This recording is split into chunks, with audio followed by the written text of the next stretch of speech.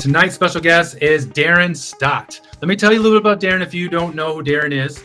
I've had the pleasure of getting to know all the things that he's done, but let me tell you a few highlights. So first of all, he's been featured on NPR, Seattle Times, It's Supernatural with Sid Roth, and Charisma News, and much more. He also been the recipient of, and I'm going to ask him about this in the show, he's been the recipient of the Dennis Yarnell Inspiration Award, which is for outstanding contribution in the city of Newcastle. And we'll talk about that. And then in 2021, he became president of a global ministry network founded by John G. Lake. And most importantly, he's married with 4 kids just like me. And Darren, welcome to the show. Hey, Chad, what an honor to be on the NEXUS Mountain Network and to be speaking with your incredible supernatural kingdom family. So I've heard good things, and now we're getting to do this. Can't wait to have a conversation with you. Well, we're looking forward to it. And many people actually recommended you. So I'm glad that you joined us tonight. So for those that don't know you, let's just start there a little bit, Darren. Tell us a little bit about you. Sure. Well, my grandpa was a pastor. My dad was a pastor. I said I would never be a pastor. My parents ended up going through a divorce when I was in high school, which pastors don't do, especially Assembly of God pastors. My little kind of sheltered Christian world just got fractured, felt like overnight. The church where I was born and raised, where it was also my school, it was my entire world just kind of got blown up. And I thought that was it. I thought that the whole church thing that was out, that was not going to be a part of my own story from that point forward. Saw myself as disqualified because of the decisions of my parents, but God. And so I now have the honor of pastoring a church that my grandpa pastored in the 60s and 70s, and that my parents pastored in the 80s and 90s. In fact, Andrea and I just celebrated 15 years of pastoral ministry on Easter, and God is moving. And so that's a huge passion of ours, is of course pastoring. But I also feel a real call to catalyzing supernatural courage in the greater body of Christ. So I've got a call to the kingdom. I think that if just pastoring a local church was the entirety of my jam, I might get burned out. So doing kingdom stuff, traveling, itinerating, writing books, doing wild things, that really, believe it or not, doing kingdom stuff gives me energy. And I think that you're probably similar. And so definitely feeling apostolic resonance in you, hearing your story, your testimony, and how you're really catalyzing courage and hope in the body of Christ as well. And so, yeah, that's a little bit of our testimony and journey and who we are. Oh, that's great. What do you call it? Apostolic residence. I haven't heard that phrase before, but hey, I like it. I like it a lot. I'm sure you have an explanation for it. Let me just, before we dive into some stuff, some content related stuff that you're known for, let's talk about when you were growing up, because one of the things that we talk about is purpose and finding your purpose. And you said that you have multi-generational pastors. So when you were little, did you always think that you were going to be a pastor, or did you think there was a different path for you? If you go far enough back, my parents had VHS tapes of me preaching behind a pulpit before I could even talk, before I knew the English language. And I'm like, blah, blah, blah, blah, blah. So when I far enough back, I just, of course, I honored my parents, honored my dad, and loved the whole scene and situation. It wasn't until I got a little bit more disenfranchised by the church and a little bit more aware of humanity that I thought, man, who would ever want to try to take care of wounded people for a living? And how much money would you have to be paid to do that? And surely that would never be worth it. And so, but if I go far enough back, which is interesting because we just did this book on the supernatural, and it's funny. I always viewed my dad as quite supernatural. I mean, he was really a true actual mystic, I would say, a prophet. And compared to him, I always saw myself as quite just ordinary. And it wasn't until later on that the Lord had me working through my upbringing and remembering all these these supernatural things that occurred within my own childhood, where I realized, wow, I'm pretty supernatural. And then the epiphany hit me. I bet you I'm not unique in this. I bet you that we are all actually supernatural. And I bet you if I ask people the right questions, they'll start remembering all these crazy supernatural occurrences within their own history as well. And so, yeah, so my upbringing, was angels, demons, dreams, encounters with the glory of God, all that kind of thing. Where it's just now where I'm actually really appreciating all of these moments of heavenly invasion throughout my childhood that I probably suppress or compartmentalize. And then really actually what brings me a lot of joy is working with other people and Mm. having them honor their supernatural history, and as they step into a discovery of their supernatural identity so that they can begin to exercise their authority here and now. So we're going to have to dive into that because there's a lot of people that don't understand that, or they still may understand, but really want to. I want to ask you. You said your dad used the word mystic or prophet, and you saw something in him that you didn't even see in yourself. What was it like? What was it that you saw in your dad? Uh, First of all, my dad was a second generation Assembly of God pastor, very British, very stoic, very reserved, very by the book, wore three-piece suits. He got completely burnt out in the ministry, went to leave the ministry, but instead went to a move of God in Toronto in 94. And while he was there, the power of God encountered him in a very deep and profound way that radically changed his life from that point forward. While there in Toronto, the power of God hit him so suddenly, and I'm lacking adjectives. He said it felt like lightning and power going from the top of his head down to the soles of his feet, and like a rotor rooter is the way he described it. And he said, and when it would hit his feet, he would let out a holler, ah, as it would make its way back up to his head. When he came back, I remember I was probably 12 years old. When he came back to Seattle from Toronto, he couldn't actually speak, and he was vibrating underneath the power of God. And he would eventually, speak, of course, but it was very he would frequently become overcome with the power and presence of God to the point of not being able to speak. In fact, when he would itinerate and travel to many different churches and even nations, it was very common for him to not finish a message. The glory of God would come with such intensity that it usually take him out, which is pretty uncommon. I mean, especially even to this day, to be in a meeting where the preacher or minister doesn't finish his message, but just ends up actually on the floor behind the pulpit. If it was only him, that would be kind of weird. But oftentimes that glory would come into the whole meeting, and the whole meeting would almost be like a Holy Ghost bomb going off.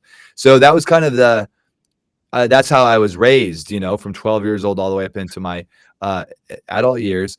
He would see the lightnings of God, which he would call the angels of God. They would draw out maps for him, and he would write out these maps, and that would determine what islands he would be going to. Usually in Indonesia, that was really his sphere of authority, where there's a lot of favor. So yeah, he would experience earthquakes where he felt like he was literally in an actual earthquake, where he thought everybody could feel it. And just a lot of engagement with the glory and the angelic. And so, and he wouldn't use the word seer realm. He would never call himself a mystic. He would never call him. He was just too traditional. He just said it. He is the glory of the Lord. He's called to walk in the glory. And so that was my dad. Yeah, oh, that's really cool. I'm glad to hear you speak highly of him too, with a smile on your face, to share his experience and what he's passed on down to you. That's great. Now you have this, even on your website, you talk about this thing called heavenly portals. So let's get into this, because I would imagine that you're going to share something that would place great value on a Christian, of something, like we described. I usually say, like, when someone doesn't believe in the gifts of the Spirit, it's like, well, you're missing out on God's best.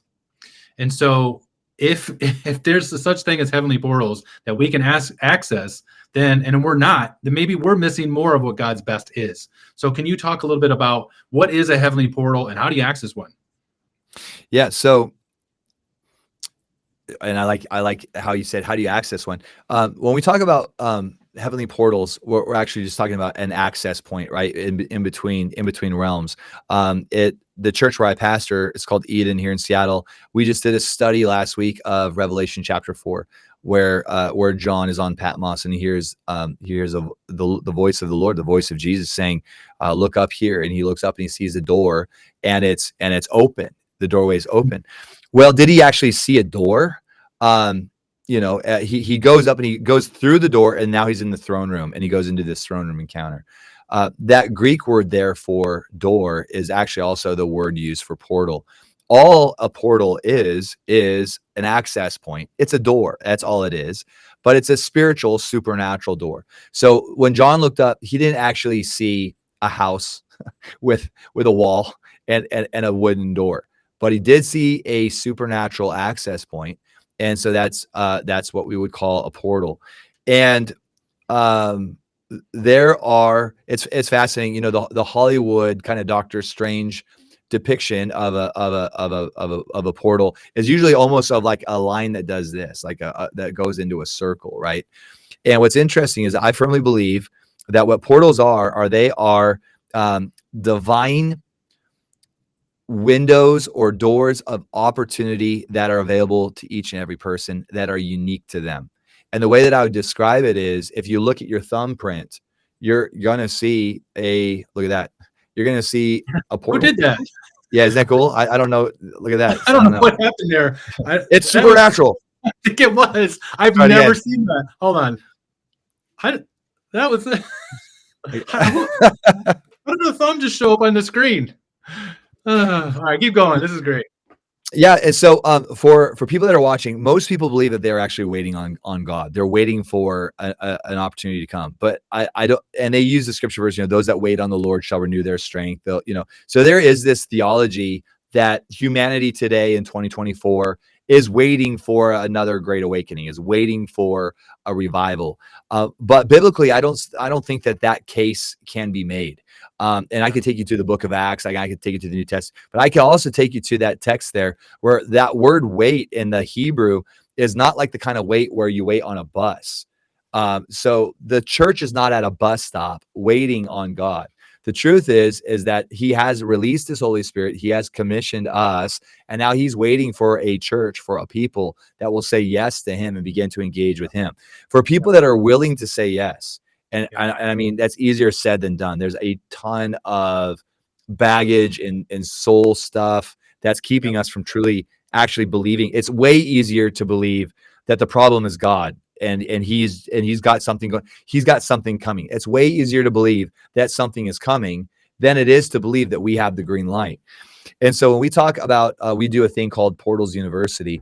And what it is, it's a 7-month school where we actually teach people how to discern the divine windows of open opportunity, these actual portals, these thresholds where you cross over from the old into the new, where you're able to not just discern, but you're able to give word choice around what God is opening up to you. And these are unique to you. These aren't just these generational portals, okay, which there are generational opportunities that open up. But we actually teach people how to take responsibility for these unique divine opportunities that are opening up within their life. Because we do it within a context of community, it's pretty exciting because you hear about what's kept people from believing.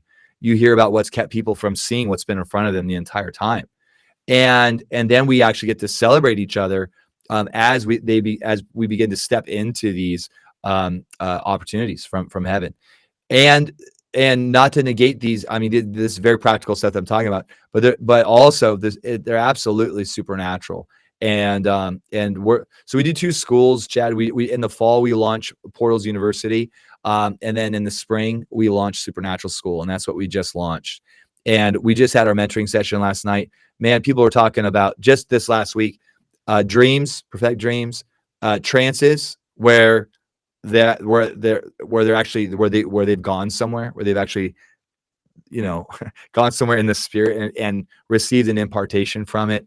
Open visions, where you see it almost more like a screen. Like, we were just getting into all this stuff just last night, and really creating a safe place where like people can just be like, I experienced this. This is embarrassing. I don't think this is in the Bible. I'm like, yes, it is, right? And then all of a sudden people realize, this is who I am. This is what God has called me to do. I don't have to wait till 10 years till an angel comes. God has commissioned me to do this now. And then we get to celebrate each other as people begin to live these very practical, very supernatural lives, seeing fruit come from their own lives and ministry. So Let me ask you this then. You've explained some of the theology behind it, but do you have a favorite story where either of a supernatural, let's say a favorite supernatural experience that you can share?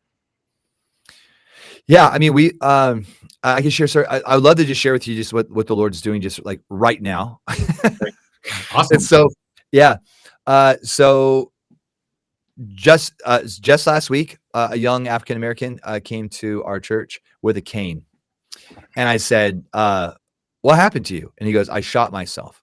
And I said, "Oh my goodness, you're the guy." All right, here's the story. Here's what happened.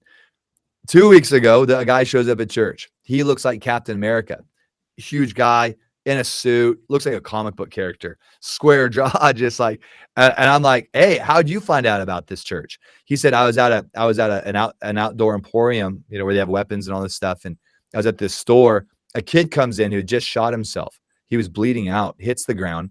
A kid comes running up to him, and takes out a tourniquet from his, puts it on the guy, saves his life. He's like, "Well, I was in the Marines. I knew what to do. So I was right there and I helped him." And then when we were done, I said, "What were you doing with the tourniquet on you?" He goes, "I just had a dream from God 2 days ago. And in the dream, God told me to start carrying this tourniquet on me." Hmm. The kid that did this then looks up and just starts preaching the gospel to everybody. "God gave me a dream to carry this tourniquet on me. And because of that, I just saved this guy's life. You know, the wages of sin is death." Just starts preaching the gospel to everybody, in the store. So who is this guy? He says, "It's Marcus." I said, "I know Marcus." I leave. I go up to, I find Marcus. "Marcus, did you just save a guy's life?" He goes, "I sure did, Pastor Darren. 2 days prior, I had a dream, and in the dream, God told me to carry a tourniquet on me. He shot himself in the main aortic artery. He would have bled out in 90 seconds if I hadn't have had that tourniquet on me." So, bro, last week I got Marcus. I got a Marine with his family that they're coming to church, and then the young man that shot himself came with his mom and with his girlfriend, all in the same service. He lost 70% of his blood, so he should have died. That's it. There's Wow. no way. There's no way he can actually even be living. And yet they gave him, because of God. And so what happened was the spirit of the fear of the Lord came into that outdoor store, and he got to preach the gospel to all of those employees. We got the whole thing on surveillance. So the media team's putting it all together, but that's something that just happened, which is pretty exciting. Something supernatural also that just took place is, it's May now, and this actually took place in December. But just yesterday, I was with a man, and he was telling me about the whole story about what happened with his wife.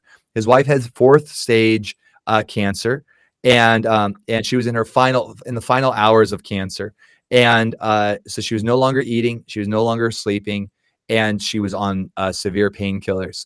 She came to our service with her husband, December, whatever date it was, Sunday night. I saw her down there on the front row. I called her out, went up to her and just said, "Satan, I rebuke you." And when I did, the power of God hit her, and she just starts screaming. Just starts screaming. Hits the ground, and demons start coming out of her. And as she's down there, the fire of God is all over her, and she hears the voice of the Lord say, "This is my radiation, and my radiation is healing you." That night, she goes home, and for the first night, she sleeps through the whole night. She has her appetite back. She's completely healed, right? 7 days later, she starts going into contractions like she's going to have a baby. She runs into the bathroom. She goes she goes to the bathroom. When she does, she passes a bloody tumor. They got pictures of this bloody tumor. Bro, she's completely healed, and she's leaving for Africa with her 2 daughters and her husband, with me and my family. We leave on Monday to go to Africa together. She's playing soccer again. She's completely healed. Wow. This is why you do what you do, because when you see this, you can't do anything else. You can't taste anything else. And this is the reasons why you don't just seek it just to be supernatural. You seek it because this is God's plan. These are the results you're getting. I loved also the first story you told.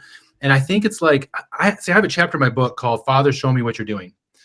And it's a simple prayer. And that when Jesus says, "I only do what I see my Father do." And I remember getting something similar. I had a dream. And in this dream, I laid hands on a boy who was deaf. And a week later, when I woke up from the dream, I said, "Lord, if you make that happen, I'll do it. I will obey." A week later, this boy, I had an opportunity, I was face to face. I prayed for him, took the hearings. He had hearing aids in, and he was healed. And it raised my faith because I saw it in advance. And so when we're connected to the things of God, he reveals things to us in advance. So when we arrive in the moment, we have the solution. We don't have the fear. We say, I've already seen this. And all we have to do is say yes. Man, that's so powerful, that story about the stage 4 cancer. I know, because I had cancer, and I know what it feels like to say you don't have cancer anymore. And it's liberating. And then you're set free. Like, and then I love hearing you say she's playing soccer and she's going on a mission trip. Like, that's the byproduct of the healing of God. People get set on fire and they go and do. So if you're watching right now, pray, ask God, submit yourself, give him your yes, make yourself available, and believe, and surround yourself with others that do too. So, so good. All right. So, those are 2 awesome stories. Thank you so much. I'm all pumped up now, Darren. That's awesome. Awesome. No, this is good. This is good stuff. So, one of the things that we talked about even before the show that's really pertinent to the audience is we attract leaders who are saying yes, but it takes a ton of courage. We talk about courage. You talk about bravery. You define it a little bit differently, or not differently, but you also talk about bravery. And you have a book, Unapologetically Supernatural. And we talked about chapter 2 even before the show start, and it was called Breakthrough Fuel. Yeah. And we talked about bravery. So one of the things I want to instill is the message of courage, bravery. You can do it. So give us your take on courage and bravery. Yeah, absolutely. So, in 2020, we had the global, pandemic, but also during that time, we had the George Floyd riots during that time. And we actually had 4 blocks of our city that was given over to just anarchy. And it was called the Capitol Hill Autonomous Zone, or CHAZ. And then they ended up changing the name to the Capitol Hill Organized Protest. And so we write about that I got a lot of people already know that story, the people that have been following our ministry, but I liked writing about it in the book because I could go into a bunch of detail. And you know how a book is, you can just go into as much detail as you want, and you can really take people back there. And so we and I'll share with you and your audience, we went in to a very dangerous place where the police had left the police station, left the doors open to the police station. There was actually an Antifa sniper nest at the top of the police station. When we went in, we went in 7 white guys that looking like cops at 10:30 at night on a Sunday night. And so it was pretty dangerous. When we went in, the Lord highlighted a young guy to me. I went up and just started asking him what he was doing there. And he started telling me, he started kind of preaching to me. And then at a certain point, the Lord started talking to me about him. So I interrupted him, and I just started to read his mail. And then he puts out his hands and he says, "Pray for me." And so we all came around and we started to pray for him. That was Rio, and Rio was put in charge of CHOP. And so he gave us his blessing to be there, and we were there for the final 4 days of CHOP. Well, we left that night around midnight. Well, about an hour after we left, there was a young man who got shot in CHOP, and Rio, who we just prayed for, picked up the bloody body of this boy, put him in the back of his Pathfinder, and drove him to the hospital. And when he got to the hospital, pulled him out, and he had already died. And so that we were there the next day when he was cleaning out his car. We were there the next day when this little boy's father came back to confront Rio. The news cameras were all there. In fact, the little boy's father was on the Hannity show, and he was only supposed to be on there for like a 10-minute segment, and Hannity gave him the entire show to interview the boy's father. Well, we were down there. I was ministering to that boy's father. He gave me a cell phone. I mean, we were like right on the front lines. People were getting, what was really happening there was so much worse than what the headlines. I mean, literally every night, women were getting raped. People were getting shot. Gunshots were going off, and it was a very interesting situation. We were there all the way up to the very end. Got to pray with Rick, who was put in charge of security. I mean, you're talking about guys with AR-15s, shotguns, handguns, right in the middle of all of that, bro. We were leading people to Jesus. We had people getting delivered of demons, physical healings, right in the middle of all of that. And so then that just, we're like, let's go. Like the enemy's doing so much, shutting churches down, all this fear-based stuff. So we went from Seattle to Portland. We were in the Portland riots, telling people about Jesus. And then all of a sudden the media came after us because of us hosting a conference in the middle of that whole pandemic thing. So that's when NPR came after us. That was such an intense interview. They grilled us because because the health department leaked all their stats and everything to the media. It's a big story. So we had opportunity after opportunity just to be bold and very courageous. And whenever we were, the Lord worked it in our favor. So we were never shamed for like, it was just the Lord always used it. And the story that NPR put out ended up turning out to be quite great. And so then all of a sudden, you got the war that breaks out with Russia and Ukraine.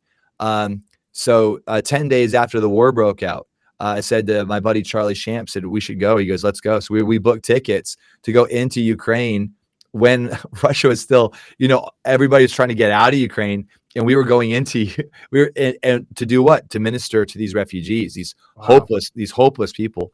And so that's become kind of what we find is that wherever there's crisis in the natural, there is an open heaven, there is an open portal for signs, wonders, miracles, deliverances. I mean, so the Lord is so near to the broken. The Lord is so near to the brokenhearted.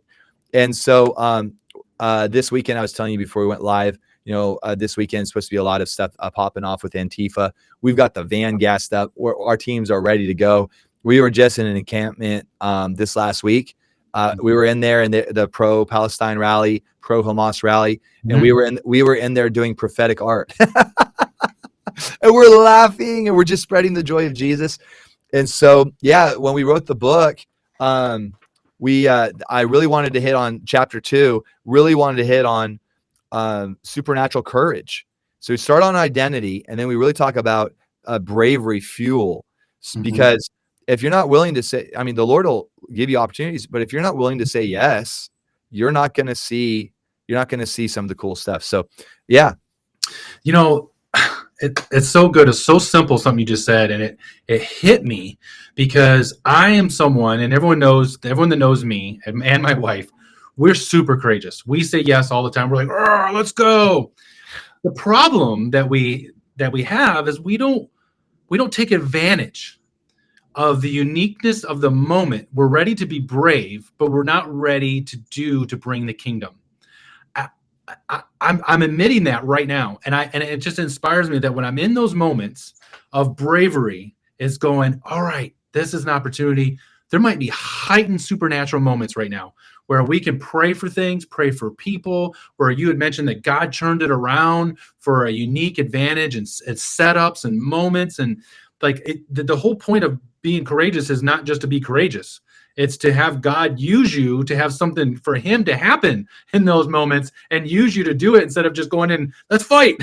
And it's so small. It's almost like the spirit of wisdom and revelation. It's like, all right, God revealed something to me, but now I need the wisdom to know what to do with what he's revealed to me. It's almost the same kind of concept as like courage and supernatural at the same time. You can't forget the point why you're there.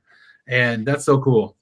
Yeah, I was just gonna, there's actually a scripture verse for it, and it's, in the beginning God creates the heaven and the earth, and it says that the earth was without form and void. That's the Hebrew word. Who knows how to say it? A tohu vavohu or tohu vohu. It's chaos and void. What it actually means is it means like nonsensical chaos. It almost is like a symphony without a time signature. Imagine just random symbols, and just imagine just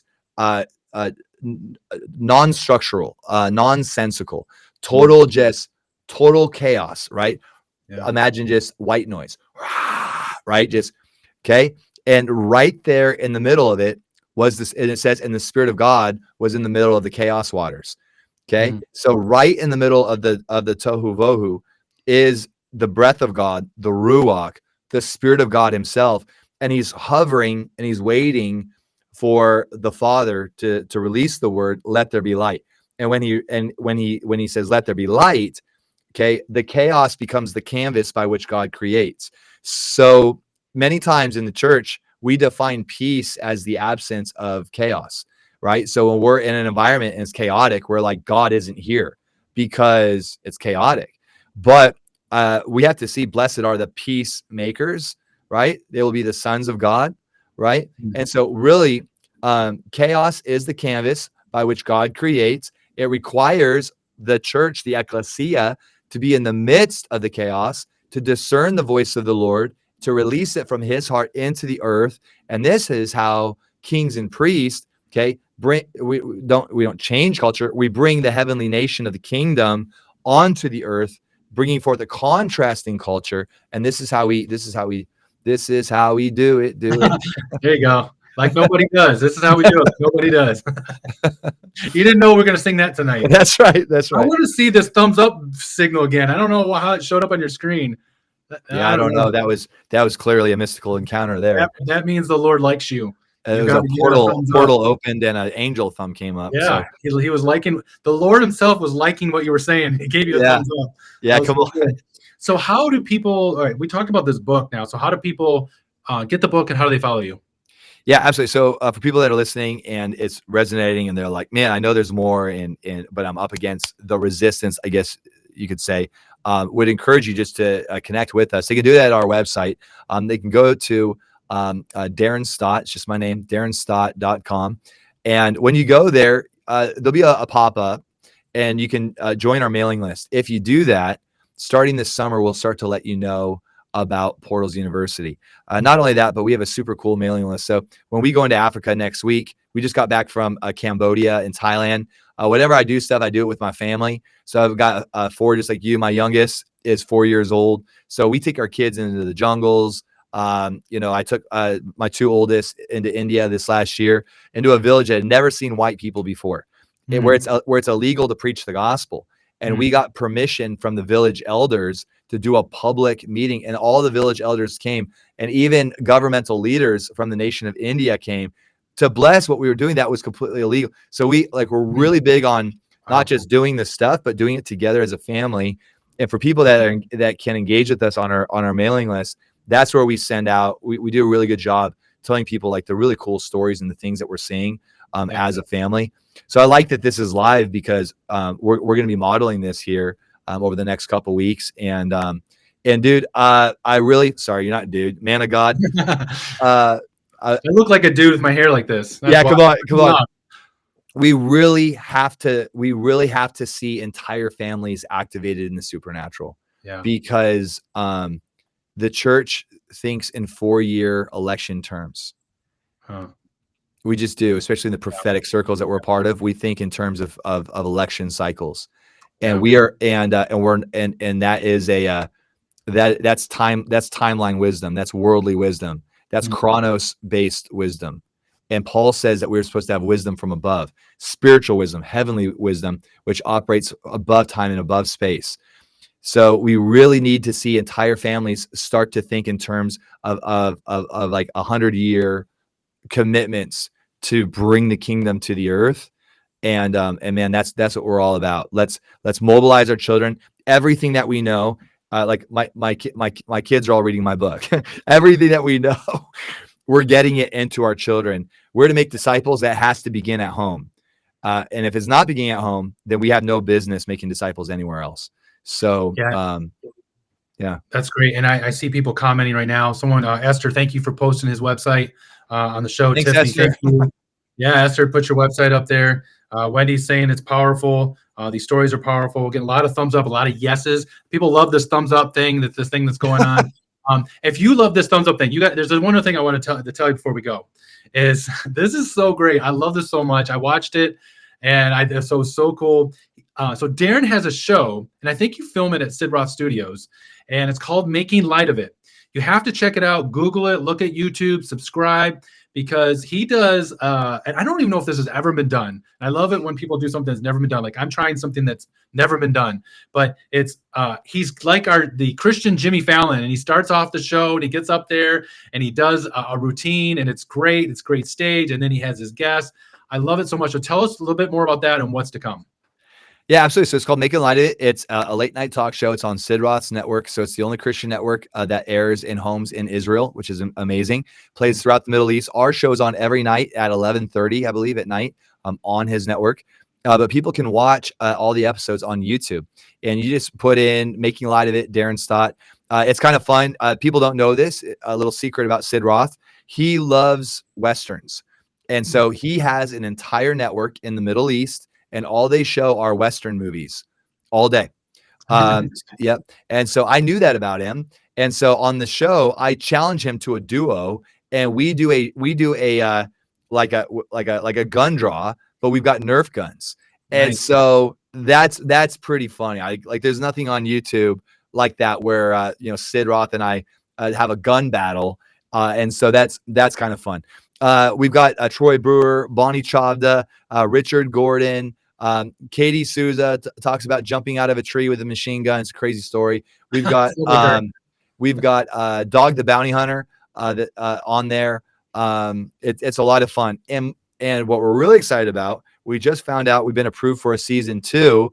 That'll be filmed this coming fall. So hope to see you, Chad, in person in October. Yep. But we've got some big name guests that we're working with right now, trying to get confirmation because we're looking to just go from glory to glory with the show. So check out Darren, everyone, darrenstott.com. Check out his book. Look for a show. Go back and watch season 1 of Making Light of It, and we'll look forward to season 2. You'll be filming it in the fall, but I'm sure it'll be released. And especially, what I really liked about the other things you were saying is you don't just talk about it, you do it, and you do it all over the world. And to me, that's more meaningful to me, is when the people do more than talk about it. Darren, thank you so much. It was so nice to meet you virtually. I look forward to meet you in the fall, and thank you so much for being on the show. Hey, thanks, Chad. God bless you. Keep up the good work. Super excited about the NEXUS Mountain Network. God bless you, man.